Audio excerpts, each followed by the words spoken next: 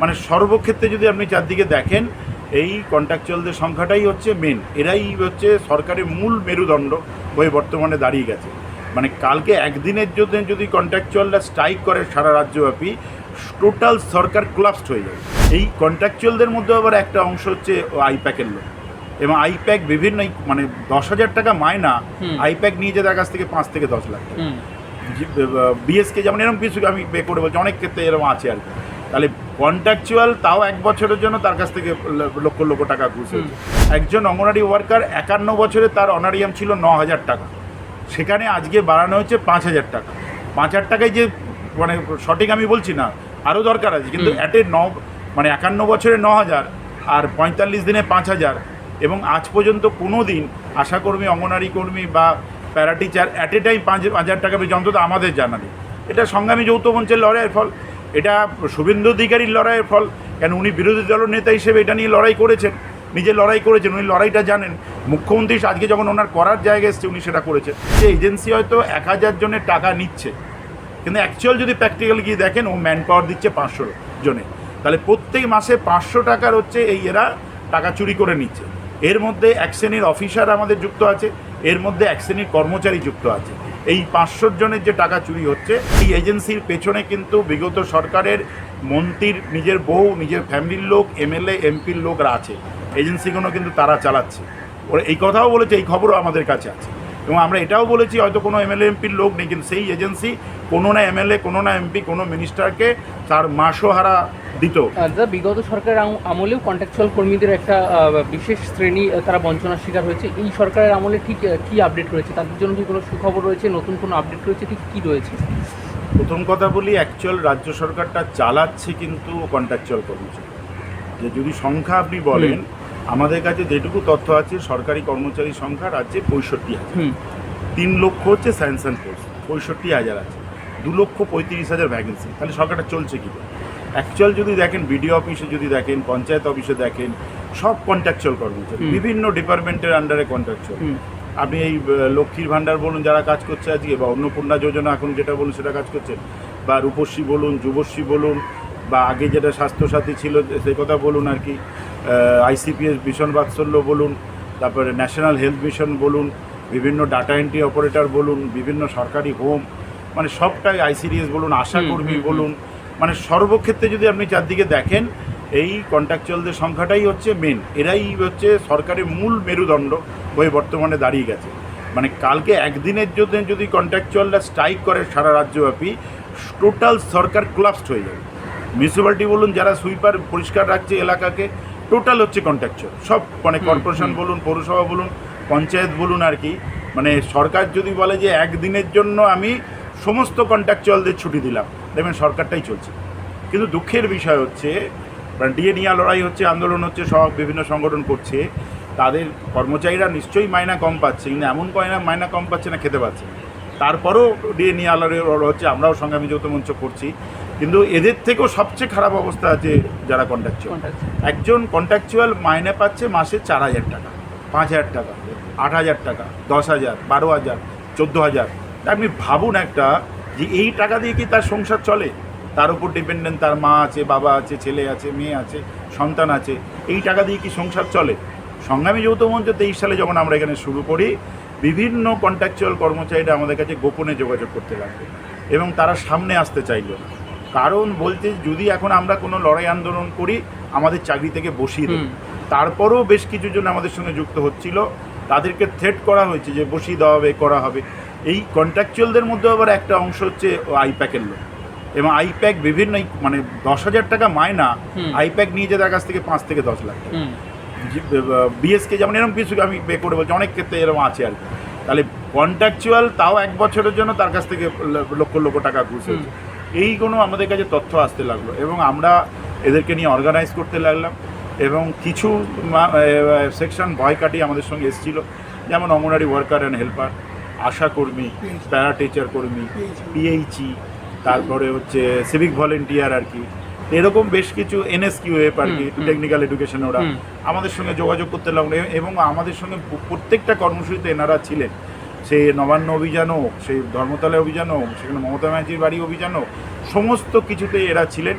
এবং এই আন্দোলনের মধ্যে আজকের মুখ্যমন্ত্রী তৎকালীন বিরোধী দলনেতা শুভেন্দু অধিকার বহুবার এই কর্মসূচিতে এসছেন এবং আমরা সিভিক ভলেন্টিয়ার নিয়ে প্রোগ্রাম করেছি, পিএইচি নিয়ে মুখ্যমন্ত্রী সেখানে এসেছেন, অঙ্গনারীদের নিয়ে আমরা প্রোগ্রাম করেছি, সায়েন্স সিটি থেকে রাস্তা থেকে উনি এসছেন আর কি। এবং উনি আশ্বাস দিয়েছিলেন যে আমাদের গভর্নমেন্ট এলে আমরা কন্ট্রাকচুয়ালদের ডেভেলপমেন্ট করব, তাদের বেতন বৃদ্ধি করব, সমকাজে সমবেতনের কথা, তাদের সামাজিক সুরক্ষার কথা বলেছিলেন। এবং যেই দিনকে মাননীয় মুখ্যমন্ত্রী শুভেন্দু অধিকারীর নাম ঘোষণা হলো, সেদিনকে যে প্রেস করেছিলেন সেদিনকে ডিএ কথার সঙ্গে এটাও বলেছিলেন যে অস্থায়ী কর্মচারীদের কারো চাকরি যাবে না, বলেছিলেন যে তাদের বেতন ঠিক করা হবে, তাদের সামাজিক নিরাপত্তা যে সুরক্ষা আছে সেই ব্যবস্থায় করা হবে। এবং তার এতে কিন্তু দেখুন প্রথম বাজেটেই কিন্তু উনি কিছু করলেন, যে অঙ্গনারী কর্মী, আশা কর্মী, তারপরে সিভিক ভলেন্টিয়ারের ক্ষেত্রে, তারপরে এনএইচএমটা যদিও পরে করেছেন আর কি, প্যারা টিচার, এগুলো কিন্তু উনি করেছেন। যদি একটা লক্ষ্য, এরাই কি শুধু কন্ট্রাকচুয়াল না, এর পরেও আরও কন্ট্রাকচুয়াল আছে, কিন্তু উনিও লড়াইয়ের মধ্যে, আমাদের এটা আমার ব্যক্তিগত ধারণা, উনি কাউন্টিংয়ের আগে লড়াইয়ের মধ্যে যাদের দেখেছিলেন রাস্তায় ছিল তাদেরই উনি কিন্তু মাইনাটা হবে, কারণ ওনার এটা অ্যাবসেন্ট মাইন্ড অটোমেটিক ওনার কাছে এসছে কারা আছে। উনি বহু জায়গায় আশাকর্মী দেখেছে, অঙ্গনারী কর্মী দেখেছে, সিভিক ভলেন্টিয়ার দেখেছে, এনএসকিউব দেখেছে, প্যারা টিচার দেখেছে, এগুলো দেখেছে। উনি সবার 5,000 টাকা করে বেতন বৃদ্ধি, আবার সিভিক পুলিশদের ক্ষেত্রে উনি 2,000 টাকা বেতন বৃদ্ধি করেছে। আবার ওদের একটি কথাও বলেছে যে এদের নিয়োগ নিয়ে অনেক সমস্যা আছে, এদের ঝাড়াই বাছাই করে নিতে হবে। তাহলে সেটা আমরাও জানি যে এই সিভিক পুলিশের ক্ষেত্রে আর কি। তা এই জায়গাটা কিন্তু সংগ্রামী যৌথ মঞ্চের লড়াই আন্দোলনের পরে হয়েছে। এবং আমরা কাউন্টিংয়ের আগে সমস্ত রাজনৈতিক দলের কাছে যারা ইস্তেহার প্রকাশ করে তাদের ইস্তেহারে দেওয়ার জন্য দাবিগুলো বলেছিলাম, যারা সংকল্পপত্র প্রকাশ করে তারা সংকল্প করার জন্য বলেছিলাম। সেই ক্ষেত্রে কিন্তু আমাদের ডেকেছিলেন বিজেপির পক্ষ থেকে সুনীল বানসাল, যেটা উনি ভোটের দায়িত্বে ছিলেন পুরো পশ্চিমবঙ্গে ভোট পর্যন্ত। আমরা সল্টলেকের একটি হোটেলে গিয়ে আমাদের যত এরকম কন্ট্রাকচুয়াল আমাদের সঙ্গে যুক্ত ছিল, যাদের তথ্য আমরা ডিটেলস পেপার আমাদের কাছে যাদের ছিল, তাদের সকলকে 2-5 করে প্রতিনিধি নিয়ে আমরা গেছিলাম এবং সুনীল বানসালের হাতে আমরা জমা দিয়েছিলাম। উনি দেখেছিলেন, আমরা বুঝিয়েছিলাম কেন প্রয়োজনীয়তা আছে। তার পরিপ্রেক্ষিতে সুনীল বানসাল বলেছিলেন যে আমার কথা আপনারা রেকর্ড করুন মোবাইলে, আমাদের সরকার ক্ষমতা এলে আপনাদের বেতন বৃদ্ধি হবে, আপনারা যেই দাবিগুলো করছেন দাবি এক এক করে পূরণ হবে। সেই ক্ষেত্রে আমি বলেছিলাম স্যার আপনি যেটা বলছেন সেটাই যথেষ্ট, আমরা কোনো কথা রেকর্ড করব না, আপনি বলছেন এই কথাটা আপনাদের প্রতি ভরসা দিই। আমরা সেই ভরসা পেয়েছি। একজন অঙ্গনারী ওয়ার্কার 51 বছরে তার অনারিয়াম ছিল 9,000 টাকা, সেখানে আজকে বাড়ানো হচ্ছে 5,000 টাকা। 5,000 টাকায় যে সঠিক আমি বলছি না, আরও দরকার আছে, কিন্তু 51 বছরে 9,000 আর 45 দিনে 5,000। এবং আজ পর্যন্ত কোনো দিন আশাকর্মী, অঙ্গনারী কর্মী বা para teacher at a time 5,000 টাকা পেয়েছে অন্তত আমাদের জানা নেই। এটা সংগ্রামী যৌথ মঞ্চের লড়াইয়ের ফল, এটা শুভেন্দু অধিকারীর লড়াইয়ের ফল। কেন উনি বিরোধী দলের নেতা হিসেবে এটা নিয়ে লড়াই করেছেন, নিজে লড়াই করেছেন, উনি লড়াইটা জানেন। মুখ্যমন্ত্রী আজকে যখন ওনার করার জায়গায় এসছে উনি সেটা করেছেন। তা কিন্তু আমরা কিন্তু সমস্ত কন্ট্রাকচুয়ালদের কথা বলেছিলাম, হয়তো ক্যাটাগরিকার নাম হয়তো বলিনি, যাদের বলেছিলাম তাদের রয়েছে। এই বিষয়ে আমরা গত 3 জুলাই আমরা মুখ্যমন্ত্রীর নির্দেশে ওনার প্রধান উপদেষ্টা সুব্রত গুপ্ত, ওনার ফিনান্স সেক্রেটারি প্রভাস মিশ্র এবং ওনার পার্সোনাল শান্তনু বালার সঙ্গে আমরা কথা বলেছিলাম। ওনাকে আমরা বলেছিলাম যে আমার ওভারঅল সবার কথা বলেছিলাম। তো ওনারা বলেছে ঠিক আছে, এখনও অনেক যারা বাকি আছে আমাদের এই তথ্য দিন যে আর কী কী কন্ট্রাকচুয়াল আছে, এই তথ্য দিন তারা কি পায় না পায়, আপনাদের প্রপোজাল কি কন্ট্রাকচুয়াল এদের সম্বন্ধে পুরো সেক্টর ওয়াইজ বা স্কিম ওয়াইজ আমাদের রিটেন আপনাদের একটা প্রপোজাল দিন, আমরা ভাবনা চিন্তা করছি। এইটুকু আপনাদের আশ্বাস দিচ্ছি। এই মুহূর্তে না হলেও আগামী বাজেটের মধ্যে কিন্তু আমরা আস্তে আস্তে সমস্ত কন্ট্রাকচুয়ালদের আমরা এটা করব। আমরা আরও একটা কথা বলি যে এজেন্সির মাধ্যমে যাদের নিয়োগ হয়েছে সেই এজেন্সি প্রথা বিলোপ হোক। কারণ কী হচ্ছে, আমরা ওনাকে বলেছিলাম যে যারা এজেন্সির মধ্যে এমপ্লয়ি তাদের আপনি 1 টাকা না বাড়িয়েও তাদের বেতন বেরিয়ে যাবে। তখন মানুষ শুধু কীভাবে, আমি যে আপনি হয়তো এজেন্সির মাধ্যমে একজন কর্মচারীর জন্য পার ডে 1,000 টাকা দিচ্ছেন, এবার সেই এজেন্সির কথা ছিল হয়তো সে 100 টাকা তাতে কাটবে বা 200 টাকা কাটবে, কেটে সে 800 টাকা ওই এমপ্লয়ি পাওয়ার কথা ছিল আর এজেন্সি 200 টাকার পাওয়া কথা। এজেন্সি কী করছে কি তাকে 500 টাকা দিচ্ছে আর নিজে নিচ্ছে 500 টাকা। তাহলে এই পরিশ্রম না করেও এজেন্সি একজনের কাছে 500 টাকা নিয়ে নিচ্ছে। তা আপনি যদি এক্ষুনি এজেন্সিটাকে সরিয়ে দেন তাহলে 1,000 টাকা সরাসরি এমপ্লয়ি পাবেন। তাহলে অ্যাকচুয়াল এমপ্লয়ি 500 টাকা তার বে হলো এবং তাতে বাজার অর্থনীতি বাড়বে। কারণ এই লেবার এমপ্লয়ি সারা রাজ্যব্যাপী ছড়িয়ে আছে, তাহলে বাজার অর্থনীতি বাড়বে, তার পরিবারটা বাঁচবে এবং তারা সরকার সম্বন্ধে একটা পজিটিভ মেন্টালিটি হবে যে সরকার আমার 500 টাকা বাড়িয়েছে, কিন্তু সরকারের 5 টাকাও খরচা হবে। উনি এই জিনিসটা খুব সুন্দরভাবে অ্যাকসেপ্ট করেন। উনি বললেন আমরা এটা দেখছি, কিন্তু টেকনিক্যালি কিছু সমস্যা আছে এজেন্সি সরাবার ক্ষেত্রে, কিছু কিছু ক্ষেত্রে যেখানে করা যাবে সেটা করব। আমরা এটা বলে তাহলে আমি যেখানে একান্ত এজেন্সি সরানো যাবে না, অন্তত এইটুকু এনশিওর করুন যে 800 টাকা যেটা পাওয়ার কথা 800 টাকা পাক, তাহলেও তো 300 টাকা বেতন বৃদ্ধি হচ্ছে।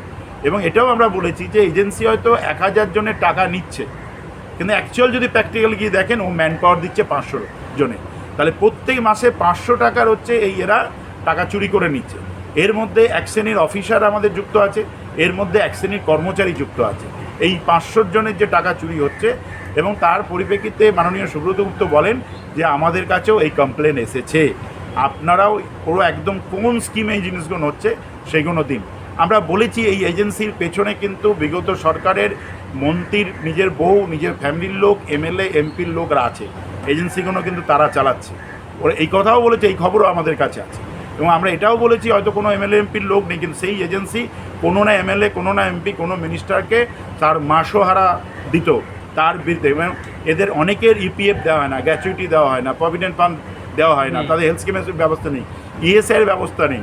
এবং সেন্ট্রাল গভর্নমেন্টও এজেন্সি আছে, কিন্তু সেন্ট্রাল গভর্নমেন্ট কিন্তু অ্যাজ পার লেবার কোড অনুযায়ী যা যা একজন লেবার কন্ট্রাক্টর বা কন্ট্রাক্ট এমপ্লয়ি যা যা সেই সুযোগ পায়, একটা ওয়েলফেয়ার গভর্নমেন্ট কোনো সময় নিজে লেবারদেরই শোষণ করতে পারে না। তাহলে আপনারা একটা গাইডলাইন করে দিন, যারা যেখানে এজেন্সিকে বিলোপ করা যাবে না, সেই এজেন্সি যেন লেবার কোড মেলে, যাতে লেবার যেন শোষিত না হয়, একজন এমপ্লয়ি শোষিত নয়, তার ব্যবস্থা করুন। আপনার তাদের ব্ল্যাক লিস্টেড করুন যারা এইগুলো করছে, শ্রমিকদের অত্যাচার করছে এইগুলো। এবং আমাদের কাছে এমনও খবর আছে যে অনেক মহিলা ওই কন্ট্রাকচুয়াল এমপ্লয়িকে বিভিন্ন পরিস্থিতি, খারাপ পরিস্থিতির শিকার হতে হয়, কিছু না তাদের ভয় দেখানো হয় যে তোমার কালকে কাজ থাকবে না। এই যে এটাও তো শোষণ, এটাও তো থ্রেট। আমরা এটাও বলেছি, আমাদের দেশের প্রধানমন্ত্রী মানে ইলেকশনের আগে বলেছিলেন যে ভয় আউট ভরসা ইন, সেটা আমরা বিভিন্ন জায়গায় বলছি আর কি। তাহলে এই থ্রেট কালচারকে তো সরাতে হবে। প্রত্যেক দিন যদি একটা অফিসে এই কন্ট্রাকচুয়ালরা শোষিত হয়, তাদেরকে শনি রোববার কাজ করাচ্ছে অর্ডার ছাড়া, অর্ডার করুক, শনি রোববার কাজ করতে হবে, লিখিত অর্ডার করুক। তাদের 8 ঘন্টা ডিউটি করার কথা 12 ঘন্টা 14 ঘন্টা ডিউটি করছে, তাদের ভয় কালকে যদি আমার কাজটা না থাকে। তাহলে একটা সরকারি অফিসে তো এই শোষণ চলতে পারে না। এটা কারখানায় চলতে পারে, তাও ঠিক আছে, কিন্তু সরকারি অফিসে কী করে চলবে? এমনি এই বিষয়ে টোটাল ডিটেলস রিপোর্ট চেয়েছে। আপনাদের এই বার্তা, মানে ভিডিও বার্তার মাধ্যমে, চ্যানেলের মাধ্যমে আপনাদের দর্শকদের বলতে চাই, যারা অস্থায়ী কর্মচারী আছেন তারা সংগ্রামী যৌথ মঞ্চকে ডিটেলস তথ্য দিন। আর এটুকু জানবেন, আমরা কোনো দলের সঙ্গে যুক্ত নেই, অদলীয়ভাবে আমরা সংগঠন করি, কিন্তু রাজনীতি আমাদের মধ্যে আছে। কারণ বিভিন্ন রাজনৈতিক দলের সঙ্গে তো আমার যোগাযোগ করতে হবে। আজকে যদি সিএমের সঙ্গে দেখা করে, সিএমও তো একজন রাজনীতি দল, সেই হিসেবে যেটুকু রাজনীতির প্রয়োজন সেই রাজনীতিটা আমরা করি এবং আগামী দিনেও করব। আপনারা তথ্য দিন যে আপনাদের পিএফ আছে কিনা, গ্র্যাচুইটি আছে কিনা, আপনাদের ইএসআই আছে কিনা, প্রত্যেক মাসে বেতন পান কিনা, কত টাকা পান আর কি, এই বা কেউ আপনাদের থ্রেট করছে কিনা কালকে বসিয়ে দেবো, বা আপনাদের পার্সোনাল কাজ করাচ্ছে কিনা, এই সমস্ত সংগ্রামী যৌথ মঞ্চের সঙ্গে যোগাযোগ করুন। সংগ্রামী যৌথ মঞ্চে আমরা ভাস্কর ঘোষের নেতৃত্বে এই লড়াই দিচ্ছি। আর সরকারও চায় যে, সরকার এটা জানে, মাননীয় মুখ্যমন্ত্রী ভালো করে জানে যে প্রশাসনটা অ্যাকচুয়াল কন্ট্রাকচুয়াল চালাচ্ছে, এবং মাননীয় মুখ্যমন্ত্রীও চায় যে কন্ট্রাকচুয়ালদের ডেভেলপমেন্ট হোক, এটা উনি বহুবার বলেছে। তাই যেটা মুখ্যমন্ত্রী চাইছে সেটা আপনার কোন অফিসের কর্মচারী কী চাইলে তাদেরকে চিহ্নিত করুন, তাদের নামে আমাদের কাছে কমপ্লেন করুন, আমরা সরকারের কাছে এদেরকে তুলব এটা কি করে সরকারের বিরুদ্ধে কার্যকলাপ করছে। সংগ্রামী যৌথ মঞ্চ প্রত্যেক স্তরের এজেন্সি, কন্ট্রাকচুয়াল, ডেলি ওয়েজের, ফিক্সড ওয়েজের, যত রকম অনারিয়াম ওয়ার্কার যত রকম আছে, তাদের পাশে সংগ্রামী যৌথ মঞ্চ আছে। আমাদের লড়াই শুধু ডিএ পেয়ে গেলে লড়াই শেষ হবে না, ক্যান্টিনের ডিএ পেয়ে গেলে লড়াই শেষ হবে না। যতক্ষণ না অস্থায়ী কর্মচারীদের আমরা কিছু করতে পারছি, ততক্ষণ আমাদের মানে আন্দোলন চলবে। এখন আন্দোলনের পর্যায়টা হচ্ছে আমাদের আলাপ আলোচনা, সরকারের সঙ্গে আলাপ আলোচনা হচ্ছে। সরকারের সঙ্গে বিরোধ করার এখন দরকার নেই, সরকার আমাদের কথা মানছে। অতএব ট্রেড ইউনিয়ন যে বার্গেনিং প্রসেস, সেই বার্গেনিংয়ে সরকার আমাদের অ্যালাউ করছে, আগে সরকার অ্যালাউ করতো না। তাই আমরা বার্গেনিং করেই অস্থায়ী কর্মচারীদের 5 লক্ষ অস্থায়ী কর্মচারীদের বেতন বৃদ্ধি হয়েছে। আমরা সংগ্রামী যৌথ মঞ্চ এটা করতে পেরেছি। এর জন্য আবার আপনাদের চ্যানেলের মাধ্যমে মাননীয় মুখ্যমন্ত্রী শুভেন্দু অধিকারীকে আন্তরিক ধন্যবাদ এবং কৃতজ্ঞতা জানাই তার রাজধর্ম পালন করার জন্য। এখনও কয়েক লক্ষ বাকি আছে, তাদেরও আমরা নেক্সট বাজেটের মধ্যে করার চেষ্টা করব। আপনারা আমাদের পাশে থাকুন।